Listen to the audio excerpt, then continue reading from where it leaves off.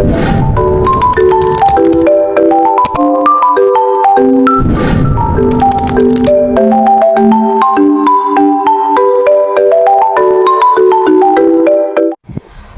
di sini soal yang pertama yaitu pengertian distribusi peluang kontinu dan jenisnya.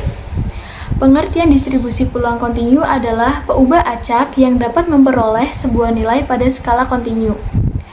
Jenis-jenisnya yaitu yang pertama ada distribusi normal atau Gaussian, merupakan distribusi probabilitas yang paling penting baik dalam teori maupun aplikasi statistik. Yang kedua, distribusi students adalah distribusi yang ditemukan oleh seorang mahasiswa yang tidak mau disebut namanya. Yang ketiga, ada distribusi Check kuadrat, merupakan distribusi yang banyak digunakan dalam sejumlah prosedur statistik inferensial. Dan yang keempat, ada distribusi F, merupakan rasio dari dua sebaran Check kuadrat yang bebas. Kemudian saya akan menjelaskan untuk soal nomor 2, yaitu variabel random continue X terdistribusi uniform pada X lebih dari min 2 kurang dari 2. Carilah A, P dalam kurung X lebih kurang dari 1 dan B, P dalam kurung X min 1 lebih dari 0,5. Selanjutnya untuk penjelasan, Fx sama dengan 1 per B min A sama dengan 1 per 2 min 2 sama dengan 1 per 4, dengan B sama dengan 2 dan A sama dengan min 2. Lalu kita akan mencari untuk soal yang pertama, P kurang dari 1, kita menggunakan integral, yaitu integral 1 min 2 Fx dx. Integral 1 min 2 seper Fx diganti 1 per 4 dx. Untuk integral seperempat X sama dengan 1 per 4 dikali 1 min 2 sama dengan seperempat dikali 3, yaitu 3 per 4. Selanjutnya untuk soal yang B, P X min 1 lebih dari 0,5, kita bagi menjadi dua bagian, yaitu P X kurang dari sama dengan 0,5 dan P dalam kurung X lebih dari sama dengan 1,5. Untuk yang pertama, P dalam kurung X kurang dari sama dengan 0,5, yaitu kita menggunakan integral 0,5 dan min 2 dikali setengah dx. Selanjutnya kita operasikan hingga ditemukan seperempat dikali 0,5 dikurangi negatif 2 sama dengan seperempat dikali 2,5, jadi ditemukan 5 per 8. Untuk P X lebih dari sama dengan 1,5, kita masukkan sama dengan rumus, lalu operasikan hingga ditemukan 1 per 4 dikali 2 dikurangi 1 setengah hingga ditemukan 1 per 4 dikali 0,5, jadi 1 per 8. Kemudian kita akan menjumlahkan dari P dalam kurung X kurang dari sama dengan 0,5 dan P dalam kurung X lebih dari sama dengan 1,5 untuk menemukan dari soal, yaitu P X min 1 lebih dari sama dengan 0,5. Lalu kita masukkan saja karena sudah ditemukan. Untuk P dalam kurung X kurang dari 0,5 adalah 5 per 8 dan P dalam kurung X lebih dari sama dengan 1,5 adalah 1 per 8.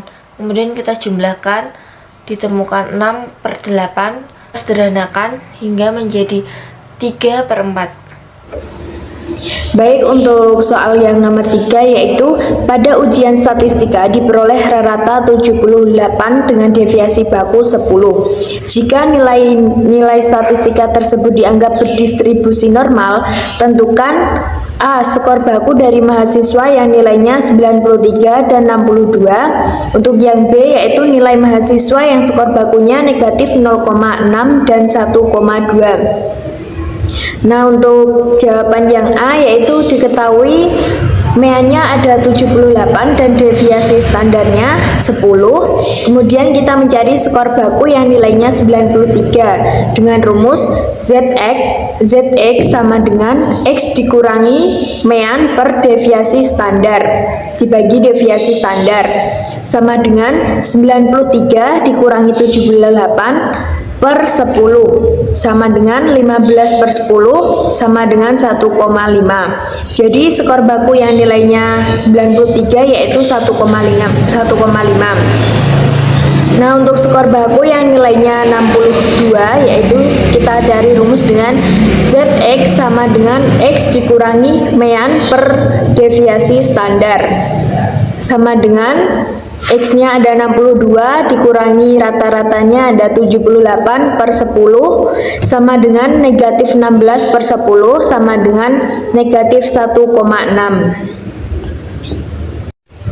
Nah, untuk yang B kita mencari nilai yang skor bakunya negatif 0,6 dengan rumus ZX sama dengan X dikurangi MEAN per deviasi standar. Untuk ZX-nya diketahui negatif 0,6 sama dengan X dikurangi MEAN-nya 78 per 10. Negatif 6 sama dengan X dikurangi 78. Jadi X-nya sama dengan 72. Jadi nilai yang skor bakunya negatif 0,6 ada 72. Kemudian nilai yang skor bakunya 1,2. Kita mencari rumusnya dengan ZX sama dengan X dikurangi MEAN per deviasi standar. Untuk ZX-nya ada 1,2 sama dengan X dikurangi MEAN-nya 78 per 10. 1,2 dikali 10 yaitu 12 sama dengan X dikurangi 78. Jadi X-nya sama dengan 90. Nah, jadi nilai yang skor bakunya 1,2 yaitu ada 90. Baik, untuk nomor 4 soalnya rata dari ujian statistika adalah 72 dengan deviasi baku 9. Dianggap nilai-nilai tersebut berdistribusi normal. Banyak mahasiswa yang mengikuti ujian sebanyak 150 orang. Untuk A, tentukan berapa banyak mahasiswa yang mendapat nilai antara 60 dan 75. Untuk menjawab, sudah diketahui bahwa nilai rata sama dengan 72, nilai deviasi baku sama dengan 9, nilai X1 sama dengan 60, dan nilai X2 sama dengan 75. Selanjutnya, Z1 sama dengan X1 dikurangi rata-rata dibagi deviasi baku sama dengan 60, dikurangi 72 dibagi 9 sama dengan negatif 12 dibagi 9, sama dengan negatif 1,33. Untuk Z2 sama dengan X2 dikurangi rata-rata dibagi deviasi baku sama dengan 75 dikurangi 72 dibagi 9 sama dengan 3 dibagi 9 sama dengan 0,33 hingga didapat P X lebih dari 60 dan X kurang dari 75 sama dengan P Z lebih dari negatif 1,33 dan Z kurang dari 0,33. Untuk diagramnya bisa dilihat pada gambar. Selanjutnya kita bisa mencari nilai negatif 1,33 dan 0,33 dari tabel distribusi hingga didapat negatif 1,33 sama dengan 0,4082 dan 0,33 didapat 0,1293. Kita bisa menjumlahkan nilai tersebut hingga sama dengan 0,5375 yang kemudian kita kalikan dengan 150 orang mahasiswa sama dengan 80,625 dan kita bulatkan menjadi 81. Jadi banyak mahasiswa yang mendapat nilai antara 60 dan 75 adalah 81 mahasiswa. Untuk yang B, tentukan berapa banyak mahasiswa yang nilainya kurang dari 70. Sudah diketahui bahwa nilai rata-rata sama dengan 72, deviasi baku sama dengan 9 dan X kurang dari 70. Untuk menjawab, Z sama dengan X dikurangi rata-rata dibagi deviasi baku sama dengan 70 dikurangi 72 dibagi 9 sama dengan negatif 2 dibagi 9 sama dengan negatif 0,22. Kita bisa mencari nilai negatif 0,22 dari tabel hingga didapat 0,0871. Untuk grafiknya bisa dilihat di gambar. Kita bisa mencari banyak mahasiswa yang mendapat nilai kurang dari 70 dengan cara mengkalikan nilai 0,0871 871 dengan 150 sama dengan 13,06 dan dibulatkan menjadi 13 mahasiswa. Jadi banyak mahasiswa yang mendapat nilai kurang dari 70 adalah 13 mahasiswa. Nomor 4, rata dari ujian statistika adalah 72 dengan standar deviasi baku 9. Dianggap nilai-nilai tersebut berdistribusi normal. Banyaknya mahasiswa yang mengikuti ujian sebanyak 150 orang.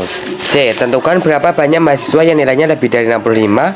D. 10% tertinggi mendapatkan nilai A. Berapa nilai minimum dari mahasiswa yang berhak mendapatkan nilai A?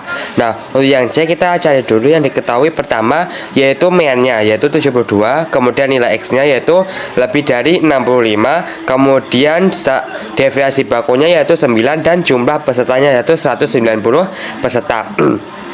Ditanya berapa banyak jumlah siswa yang mendapatkan lebih dari 65. Pertama kita cari nilai Z-nya terlebih dahulu. Nilai Z yaitu dengan mengurangi dari nilai X yaitu yang diinginkan lebih dari 65 dikurangi dengan meannya kemudian dibagi dengan divisi baku. Z sama dengan 65 dikurangi 72 dibagi 9 yaitu 0,77. Nah, nilai 0,77 ini kita cari nilainya menggunakan peluangnya menggunakan distribusi normal, di mana terdapat tabel. Kita cari terlebih dahulu tabel Z yaitu di 0,7, kemudian kita cari lagi di 0,7 lagi. Nah, dan kita dapatkan nilai dari 0,7 yaitu 0,2794. Nah, sementara kita ketahui dari 0 ke Z, sumbu Z itu adalah 0,5. Nah, yang kita cari bukan antara 0 sampai Z-nya, tapi dari Z-nya sampai ke ujung yang kita arsir, yaitu 0,5 dikurangi tadi 0,5 dikurangi nilainya tadi yaitu 0,2794, maka hasilnya yaitu 0,2206. Itu adalah peluangnya. Nah, untuk mencari jumlah yang terdapat kita harus mengkalikan peluang tersebut dengan jumlah keseluruhan yaitu 0,22006 dikali dengan 150 sama dengan 33,09. Kita bulatkan ke atas jadi 34 orang. Nah, kemudian untuk yang HD-nya kita seperti tadi kita cari yang diketahui mulai dari 10% nilai A yang terdapat di kelas tersebut. Kemudian untuk meannya sama 72. Nah, untuk X-nya belum diketahui, nanti kita akan cari. Untuk divisi bakunya itu 9. Nah, ditanya berapakah yang berhak minimum yang berhak mendapatkan nilai A. Nah, seperti tadi kita kan tadi udah diketahui bahwa nilai atasnya yaitu yang mendapatkan nilai A adalah